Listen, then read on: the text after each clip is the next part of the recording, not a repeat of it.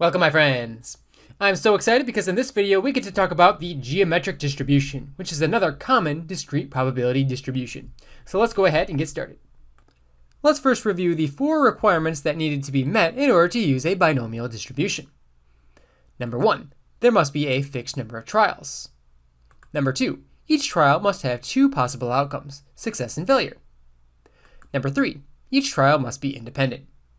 Number 4, the probability of success should be the same on each trial.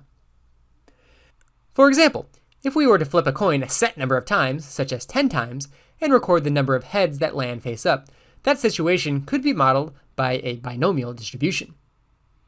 If instead of flipping a coin a set number of times, we continue to flip the coin until we get our first heads, then that could be modeled by a geometric distribution. The distinguishing feature of the geometric distribution is that we are going to continue trials over and over until we get our first success. For a geometric distribution, just like a binomial distribution, we let p represent the probability of success on each trial. We also have the probability of failure q, which can be found by 1 minus p. This means that our variable x follows a geometric distribution with a probability of success of p. If we have a geometric distribution, we can find the mean or expected value by taking 1 and dividing by p. We can also find the standard deviation by taking the square root of q and dividing by p. Similar to the binomial distribution, there are calculator functions on the TI-84 that can help us calculate probabilities. Geometric PDF helps us solve for the equal to probabilities, such as the probability that x is equal to 2. This would calculate the probability that our first success is on the second trial. There is also a CDF function which solves for the less than or equal to probability. For example, the probability x is less than or equal to 2 would find the probability that the first success happens by the time we reach the second trial. Let's take a look at an example. A particular basketball player makes 25% of his free throw shots, so he's really not that good. Assume each free throw is independent of the previous, meaning if he makes one free throw, that doesn't really impact the probability of making the next free throw. We will let the variable x represent the trial of the first free throw that is made. Since we are stating that x is the trial when the first free throw is made, we can say that our variable x follows a geometric distribution with a probability of success on each trial of 0.25. Let's say we are asked what is the probability that the first free throw is made on the 10th attempt. That's asking the probability that x is equal to 10, which can be solved by using the geometric PDF function. Let's go to the TI-84 calculator to see where we can find this function. If we go to the calculator and we press the second key, and then the vars key or distribution menu, we can scroll down, and eventually we will see an option that is called Geometric PDF. Select that option. The value for p is going to be 0.25, and the value for x is going to be 10. Paste and press enter, and you will find that the probability is 0.0188. The probability that the first free throw made is on the 10th attempt is about 1.88%. Let's say that we are asked what is the probability that the first free throw made happens before the 6th attempt. We are asked for the probability that x is less than 6. But our calculator cannot find the probability that x is less than 6 directly. We need to convert this into a less than or equal to probability. Less than 6 is the same thing as x is less than or equal to 5. The geometric CDF function on the calculator will calculate the less than or equal to probability. Let's go to the calculator. We can go to second, distribution, and probably scrolling up is the fastest way. We can choose the very last option, which is geometric CDF. The value for p is 0.25, and the value for x is going to be 5. Once we paste and press enter, we will find the answer is 0.7627. The probability that the first free throw made happens before the 6th attempt is about 76.27%. What about the probability that it takes more than 3 attempts to make the first free throw? This is the probability that x is greater than 3. We don't have a function on the calculator to calculate greater than probabilities directly, but we know that we can use the complement rule. The complement of greater than 3 is less than or equal to 2.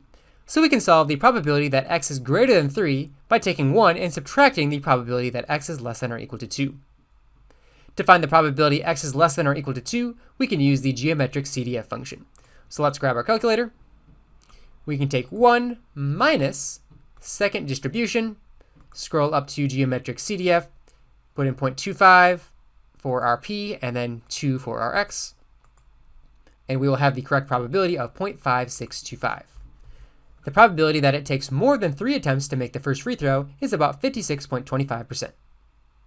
Let's try one more problem. So this one says, what is the probability the first free throw is made by the time the number of attempts reaches the expected value?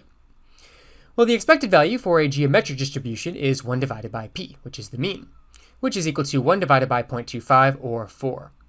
So really what we're trying to find here is the probability that x is less than or equal to 4. That would be the chance that the first free throw is made by the time that the number of attempts reaches the expected value. So we can find the less than or equal to probability by using the CDF function and plugging in 4, and I'll let you verify the number, but the answer should be about 68.36%.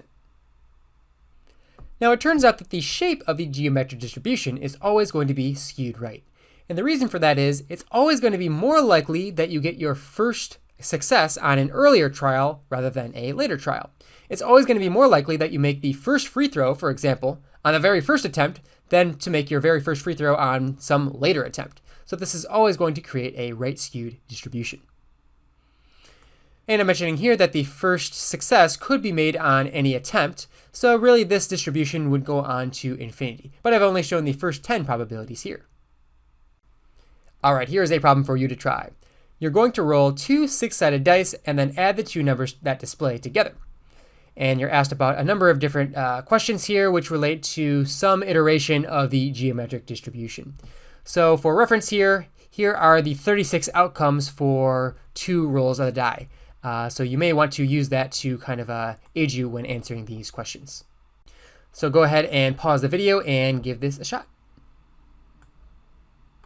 All right, let's discuss these one at a time. So the first one says x represents the number of rolls to roll the first 12.